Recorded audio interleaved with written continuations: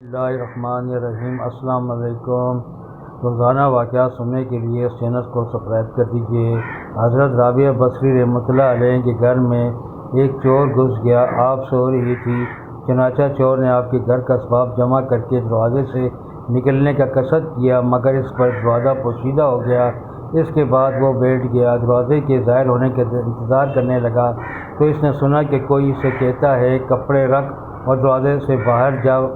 چنانچہ اس نے کپڑے رکھ دیے اور دروازہ ظاہر ہوا۔ پھر اس نے کپڑے لے لیے، دوبارہ دروازہ چھپ گیا۔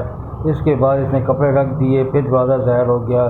پھر اس نے کپڑے لے لیے، پھر دروازہ پوشیدہ ہو گیا۔ اس طرح اس نے 3 مرتبہ یا اس سے زیادہ اس طرح کیا۔ اس کے بعد منادی نے غیب سے آواز دی، اگر رابعہ بصری سو گئی ہے تو اس کا حبیب تو نہیں سوا، تو اس کو اونگ آتی ہے، کپڑے رکھ دے اور دروازے سے باہر چلا جا۔ ایک سالک بزرگ ایک عورت سے ملی اور اس کی نظریں اس پر پڑی تھیں، اس وجہ سے انہیں بہت افسوس ہوا اور فرمایا، اے اللہ، بے شک تو نے بینائی دی اور اپنی طرف سے ایک نعمت عطا کی ہے، لیکن ڈر ہے کہ یہی بینائی مجھ پر عذاب نہ بن جائے، اس لیے اس کو تو مجھ سے لے لے۔ چنانچہ اسی وقت اس کی آنکھوں کی روشنی ختم ہوگی۔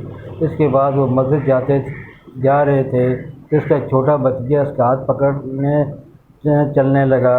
جب وہ لڑکا اس کو مسجد تک پہنچا دیتا تھا اور وہ لڑکا وہاں سے چلا جاتا تھا، لڑکوں کے ساتھ کھیلنے لگتا تھا، وہ چھوڑ دیتا تھا۔ جب ان کی کوئی ضرورت پیش آتی تو لڑکے کو پکارتے، وہ خوشی اس کی ضرورت کو پوری کرتا تھا، پھر کھیل میں لگ جاتا۔ چنانچہ وہ ایک دن مسجد میں اسی حالت میں تھے، انہوں نے ایک ایسی چیز محسوس کی جو ان کے ارد گرد پھر رہی تھی، اس سے ڈر گئے اور لڑکے کو بلایا، لیکن اس نے اس کو جواب نہ دیا۔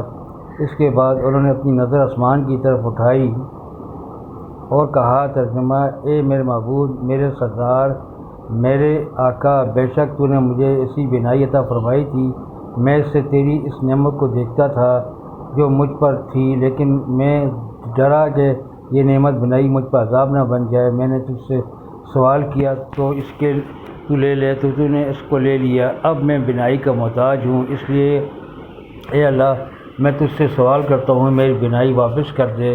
اللہ تعالیٰ نے اس بزرگ کی دعا قبول کی اور اس کی آنکھیں فوراً روشن ہو گئیں اور وہ اپنے گھر چلا گیا۔ تو بے شک اللہ تعالیٰ ہر چیز پہ قادر ہے۔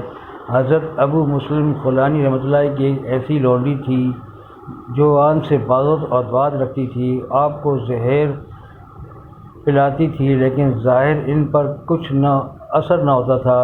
جب اس طرح عرصہ گزر گیا تو اس لونڈی نے حضرت ابو مسلم رحمۃ اللہ علیہ سے کہا کہ میں نے آپ کو زمانہ دراز تک زہر پلایا مگر وہ آپ پر اثر نہیں کرتا ہے، اس کی کیا وجہ ہے؟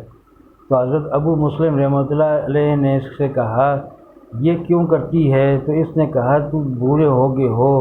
حضرت ابو مسلم رحمۃ اللہ علیہ نے اس سے کہا کہ زہر کے اثر نہ ہونے کی وجہ یہ ہے کہ میں کھانے اور پینے کے وقت بسم اللہ الرحمن الرحیم پڑھ لیتا ہوں، اس لیے اس کی برکت سے محفوظ رہتا ہوں۔